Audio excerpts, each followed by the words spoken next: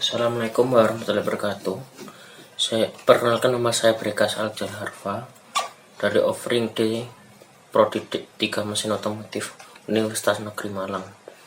Saya di sini akan membahas tentang perbedaan panas pada termodinamika yang diaplikasikan pada di refrigerator atau kulkas. Saya akan menjelaskan dua gambar ini, kanan dan kiri saya. Yang pertama, saya akan membahas gambar yang kanan terlebih dahulu. Gambar tersebut dicetuskan oleh Clausius.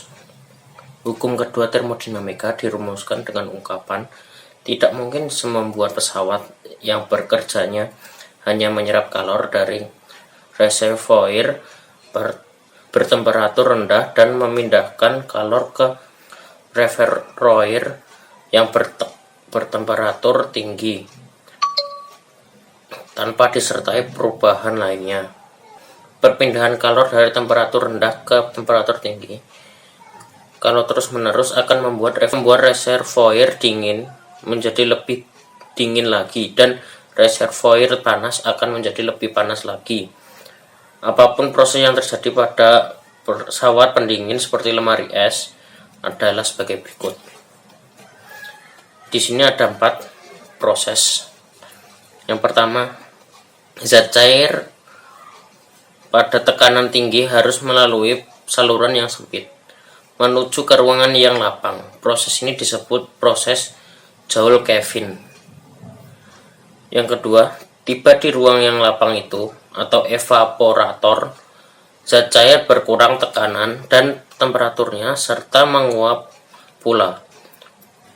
Untuk menguap, zat cair itu memerlukan kalor yang diserapnya dari reservoir T2. Benda yang akan didinginkan itulah yang menjadi reservoir dingin.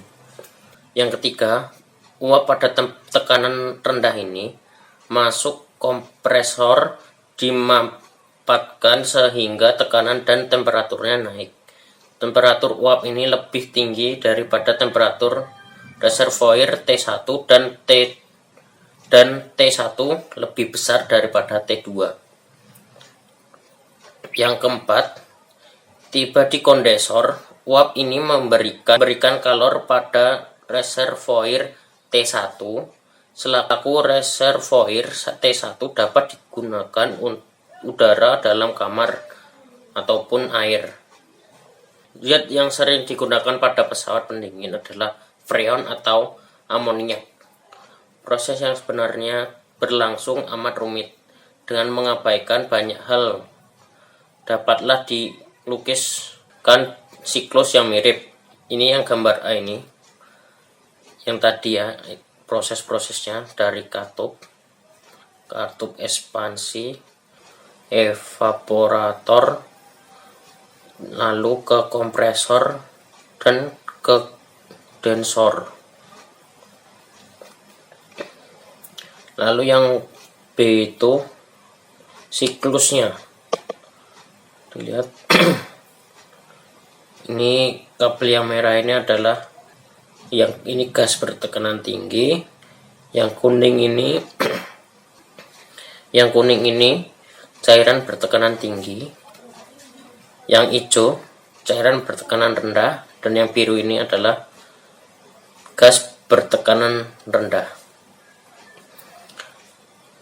Ini ada 4 juga lagi.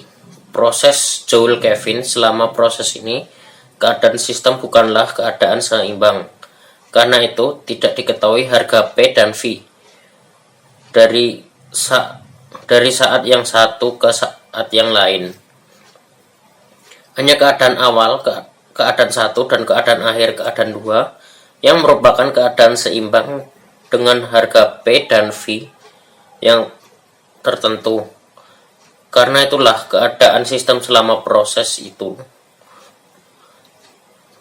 tidak dapat dilukiskan sebenarnya. Proses ini dinyatakan oleh titik. Yang kedua, penguapan terjadi pada tekanan temperatur tetap dengan penyerapan kalor sebesar Q2. Yang ketiga ini, penempatan secara adiabatik sampai temperatur uap melebihi harga T1. Yang keempat ini, pendinginan pada tekanan tetap sampai temperatur uap